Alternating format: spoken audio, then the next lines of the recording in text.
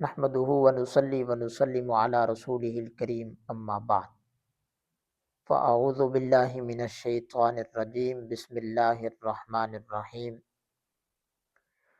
لا الہ الا اللہ محمد الرسول اللہ صلی اللہ علیہ وسلم صدق اللہ العظیم وصدق رسولہ النبی الامی الکریم وَنَحْنُ عَلَى ذَلِكَ لَمِنَ الشَّاهِدِينَ وَالشَّاكِرِينَ وَالْحَمْدُ لِلَّهِ رَبِّ الْعَالَمِينَ۔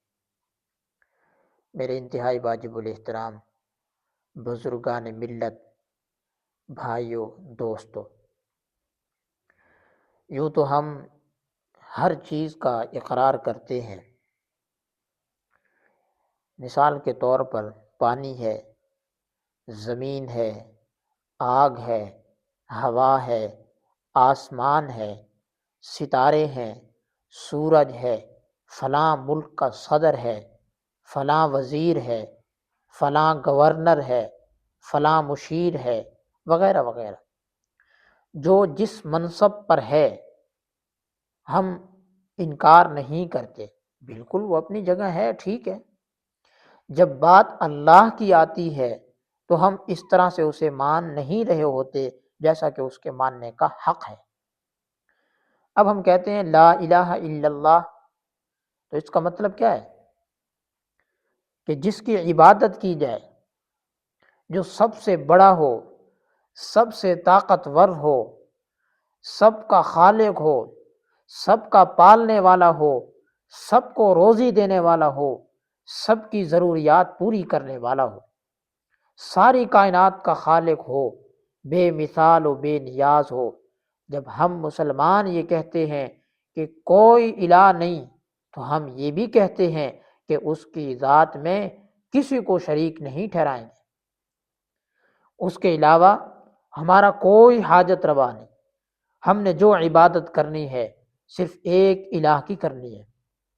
جو کچھ مانگنا ہے صرف اسی الہ سے مانگنا ہے، کسی پیر سے، کسی جادوگر سے، کسی عامل سے، کسی فرشتے سے، حتیٰ کہ کسی حاکم سے، کسی جن سے کچھ نہیں مانگنا۔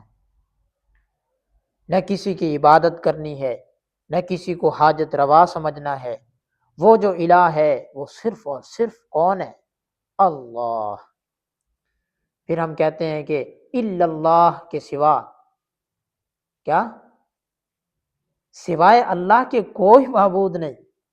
الا اللہ، ہم ایک عہد کرتے ہیں، ہم نے ہر طرح کی عبادت صرف اللہ کی کرنی ہے، ساری حاجتیں بھی اللہ سے مانگنی ہیں۔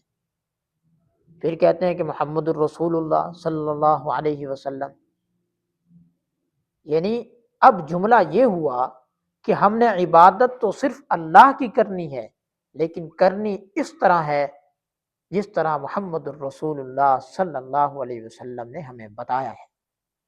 دعائیں تو اللہ سے مانگنی ہیں، لیکن مانگنی اس طرح سے ہیں جیسے محمد الرسول اللہ صلی اللہ علیہ وسلم نے بتائی ہیں۔ عبادتیں ساری اللہ کی کرنی ہیں، لیکن کرنی اس طرح ہے جیسے نبی علیہ الصلوۃ والسلام نے ہمیں بتائی ہیں۔